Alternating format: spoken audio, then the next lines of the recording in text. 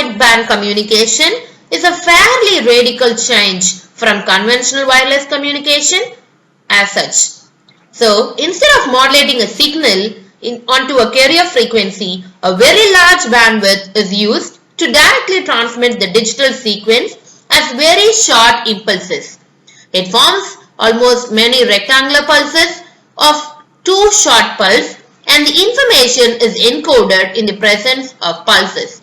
It requires a time synchronization as TDM, and with a short range, the advantages of ultra-wideband communication are it has a very good ranging capabilities and good wall penetration.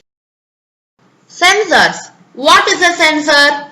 Without the actual sensors and actuators, a wireless sensor network is not possible. Sensors can be roughly categorized into two categories. There can be passive omnidirectional sensors, passive narrow beam sensors, active sensors.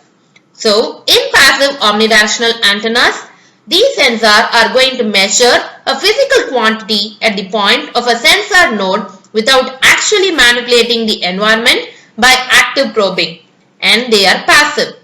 The next second one is passive narrow beam. These sensors are as passive as the previous one, but here they have a well-defined notion of direction of measurement. So, camera with taking measurements in a given direction is going to be the example for the second one. Third is going to be the active sensors. Active sensors has a probes which are active with the environment. For example, a radar sensor or a sonar or some types of seismic sensors which generate shock waves by small explosions. These are very quite specific. And the important parameter of all these sensors are going to be the area of coverage, which is actually gives the reliability and accurate report of the particular quantity that has been observed in the environment. In the power supply of a sensor node, we have main two aspects.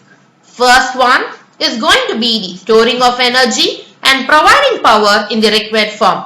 And the second aspect is to attempting to replenish the consumed energy by the means of scavenging. In other options, we have the batteries which are going to be split up into primary batteries which are non-rechargeable and the secondary batteries which can be rechargeable. And we have the traditional batteries with this. What are the requirements for a power supply? We have many requirements like it has to self-discharge and it has to live for a long life. The capacity need to be under control. The capacity under load is it has to withstand various usage patterns as the sensor node can consume quite different levels of power over time. The self-discharge should be low. They might also have to last for a long time. The efficient recharging is going to be at low and intermittently available recharge power. Consequently, the battery should also not exhibit any memory effect. Relaxation. There should be good relaxation properties which involves the self-recharging of an empty or almost empty battery when no current is drawn from it based on chemical diffusion processes within the cell. So, it is possible to use multiple batteries in parallel and schedule the discharge from one battery to another depending on relaxation properties and power requirements of the operations that needs to be supported. We can see here various examples of battery which is going to based upon the primary and the secondary. So the energy per volume is going to be different for each battery. Let us consider the zinc air from the primary and the lithium from the secondary battery. See here, now the energy consumed by zinc air in the primary battery is going to be 3780 energy per joules, and here in the secondary battery for lithium it is going to be just 1080. Hence, always the energy is going to differ for each battery. In power supply, we need to look on the energy scavenging. Generally, how do we recharge a battery? So, in case of a laptop, we easily plug into the wall circuit and which start charging our battery of the laptop. Then what about a sensor node? We need to try to scavenge energy from the environment available. So, in energy scavenging, we have many more approaches like photovoltaics, temperature gradients, vibration, pressure variation, flow of the air and liquid, which is explained in this example. So, in this diagram, we are able to see a MEMS device which is converting the vibrations of electrical energy based on a variable capacitor. Now, keenly look into the diagram. We have the stationary comb on either sides and we have the free beams on the horizontal version. So, whenever the free beams are getting vibrated, the stationary combs come together and it is converted into electrical energy.